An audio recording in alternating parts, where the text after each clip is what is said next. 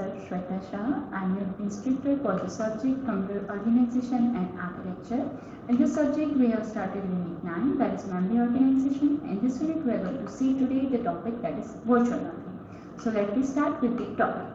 In this memory hierarchy system, programs and data are first stored into auxiliary memory, and the portion of a program or data are brought into main memory as they are needed by the CPU. Virtual memory is a concept used in some large computer system that permits the user to construct a program as though a large memory space were available, and that is equal to the totality of the auxiliary memory. Each address that refers by a CPU goes to an address mapping or so-called virtual address to a physical address in a main memory.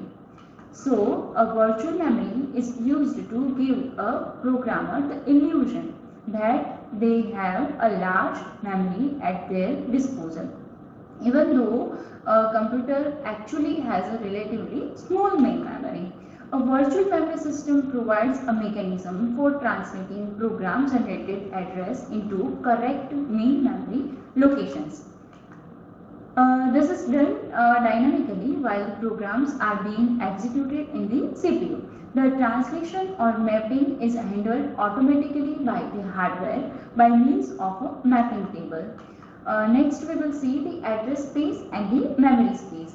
An address used by a programmer will be called a virtual address, and the set of such an address is an address space. An address in a main memory is called a location or a physical address. The set of such a location is called the memory space. Thus, the address space is the set of the address generated by programs as they reference instruction and the data, and the memory space is consisting of the actual main memory location directly addressable for the processing. In most computers, the address and the memory spaces are identical, but the address space is allowed to be larger than the memory space in the computer which has a virtual memory concept. For illustration, let me consider a computer with a main memory capacity of 32K words. Here K is 1024. That means if your memory is of 32K, you will require 32K is equals to 2 raised to 15. That is, you will require 15 address line to address those 32K locations. And suppose we thought that the computer has available auxiliary memory for storing 2 raised to 20. That is equals to 1024K words.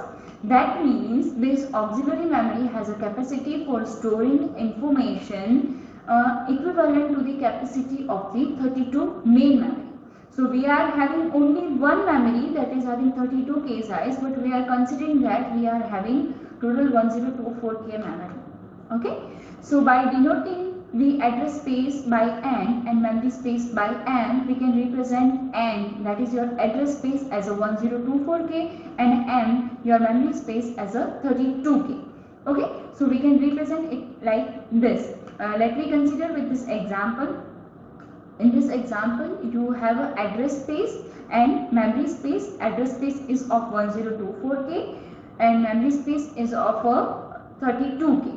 In this example, we have multiple programs, that program 1, program 2 and so on, and for that data 1, 2, 1, 1, 2 and so on. And from that data, main memory is having only one program that is currently being executed, that is program 1. So in multi-program computer system, programs and data are transferred to and from auxiliary memory and main memory based on the demand imposed by the CPU.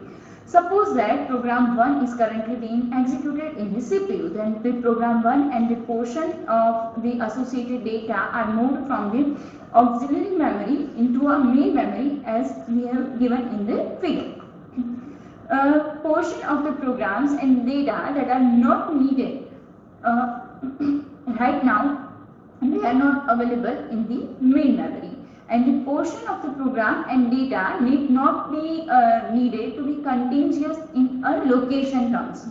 Okay, since the information being moved into and out of the memory, so there can be in between some space. Okay, so that is not required that all of your data is in a continuous form. Okay, so by this way the data is from auxiliary memory to main memory and main memory to auxiliary memory is moved back and from. So let me further see, in a virtual memory system, programmers are told that they have a total address space at their disposal. Moreover, the address field of the instruction code has a sufficient number of bits to specify all virtual addresses. In our example, the address field of the instruction code will be consisting of a 20 bit, that means your virtual memory, that is of 1024K, it will require total 20 lines because 1024K is equals to 2 raised to 20. While the physical memory is of 32K, so it will require 2 raised to 15 is equals to 32K. That means 15 lines or 15 bits are required to address the physical memory. So your address space is consisting of 20 bits and your memory address is consisting of 15 bits. Thus, CPU will refer to the instruction and data with a 20-bit address, but the information at this address must be taken from the physical memory because access to the auxiliary storage for the individual word will be prohibitively wrong. Okay, so that's why we have to access from the main memory, and that is of 15 bits address. So to convert that virtual address into the main memory address or physical address, you will require some table that is known as a memory address or memory mapping tables. This table is needed as shown over in this figure, and that maps this individual 20 bits into physical address of the 15 bits. Here you have virtual address of the 20 bits, then you are providing it to memory mapping, then you will find out the 15 bits actual address, and that is going to be used to access your main memory. So by this way you can access your main memory. The mapping is a dynamic operation, which means that every address is translated immediately as the word is referenced by the CPU. Next we will see the address mapping using the pages. The table implementation of the address mapping is simplified if the information in the address space and the memory space each are divided into groups of the fixed size. The physical memory is broken down into a group of equal size, and that is known as a block, which may range from 64 to 4096 words in each block. And the term page refers to the group of the address space of the same size. For example, if the page or block is consisting of the 1K word, then using this previous example that we have used 1024K size of memory, or you can say size of address space, then it can be divided into 1024 page, and the main memory can be divided into 32 block because your main memory is of 32K size and your your auxiliary memory is of 1024K size. So your total pages for your auxiliary memory will be 1024 and total blocks for your main memory will be of 32 blocks. If we divide each into equal of 1K block or 1K pages. So although the both pages and blocks are split into group of 1K word, the pages refers to the organization of the address space while the blocks are refers to the organization of the memory space. Both are having same size but they organize the different things. The programs are also considered to be split into pages, and the portion of the program are moved from the auxiliary memory to the main memory or main memory to the auxiliary memory in records equal to the size of the pages. The term page frame is sometimes used to denote the block. So we can use also that word page frame. Now we consider a second example in which the computer with the address space of 8K and the memory space of the 4K. That means you have auxiliary memory of 8K and main memory of the 4K, and you are going to be combining these two by using the paging mechanism. Now, if we split each into 1K group, 1K word in each, we can obtain the 8 pages and 4 blocks as shown here in this figure. And at any given time, up to 4 pages of the address space may reside in the main memory in any of 1-4 block.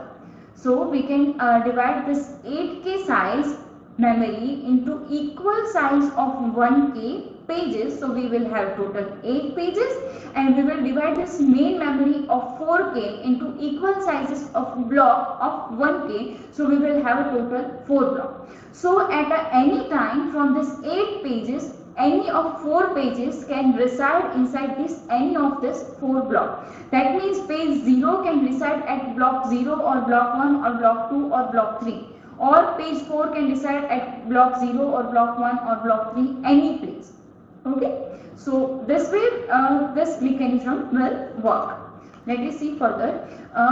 The mapping from the address space to the memory space is facilitated if each virtual address is considered to be represented by two numbers, the page number address and the line with the page. If the computer with the 2 raised to p words per page, where p bits are used to specify the line address, and the remaining higher order bits of the virtual address will specify the page number. So we will divide the address into two parts, p parts and n minus p part. Here p parts denotes your line of your page, and n minus p part will define which page.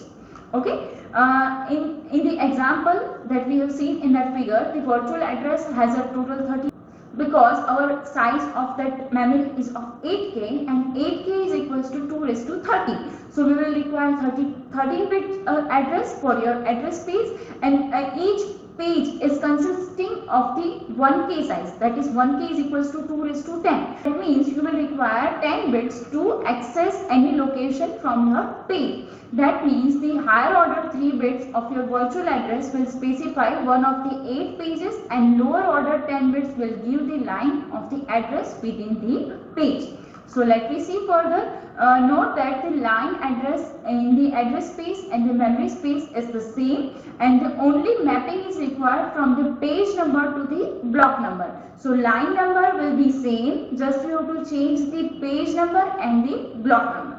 Okay, so let me see further in this. The organization of the memory mapping table in the paged system is like this. Here you have total address of a 13 bit, that is of your virtual address, or you can say address spaces address. Your memory address will be of 12 bits. Okay, so we have to map this 13 bit address into 12 bit address. How it will be done, let me see. So first of all, you have to check your page size. Your page size is of 1024. That means you will require 10 bits. So from LSB side, 10 bits are used directly to denote your line number. Now this remaining 3 bits from your virtual address is used to select page. So by using this 3 bits, you can select any of 8 pages. So by using this 3-bit address, you can select this any of 8 pages, and according to that page, if you have brought it into your block, then you have where you have stored that in your actual block. For example, here page number 001 is stored at block number 11. That means your page number 1 is stored at block number 3. Similarly, your page number 2 is stored, or you can say your page number 010 is stored at block number 00. Similarly, page number 101 is stored at block number 01, and so on. So from this table, or you can say from this page translation, you will find out this page number, and using that page number, you will find out at which block you have stored this page. Okay, so for example, if we consider this our page number is 101, so it is stored at block number 01. So you have to take that 01 from that page, and that is your actual address for your memory. So you will accommodate that block number, that is 01, and your 10 bits line number. So your total address of 12 bits is there, and using that 12-bit address, you can access your data from your block number 1. So by this way, we can access any of data by using this page translation. Simply, you have to divide your address into 2 parts, page, or you can say your line number, and second part is your page number. From page number you will refer to the page table, and that table will give you the block number where your this page is stored. So combine this block number and your line number, you can access your actual data. The memory page table consists of 8 words, one for each page, and the address in the page table denotes the page number and the content of the word given by the block number where the page is stored in the memory. Here you can see that besides the block number there is also one terms, that is 0 or 1 in the page table. That 0 or 1 denotes whether your this page is available in your physical memory or not. Here our page number 001, 010, 101 and 110 are available into main memory, so that they are indicated by 1, and all other pages are not available in the main memory, so they are indicated by 0. So we can represent this by 0 or 1 whether your page is available in physical memory or not. So here our 1, 2, 5 and 6 are available in main memory. So we are ending our today's session over here. If you have any query, then you can contact me.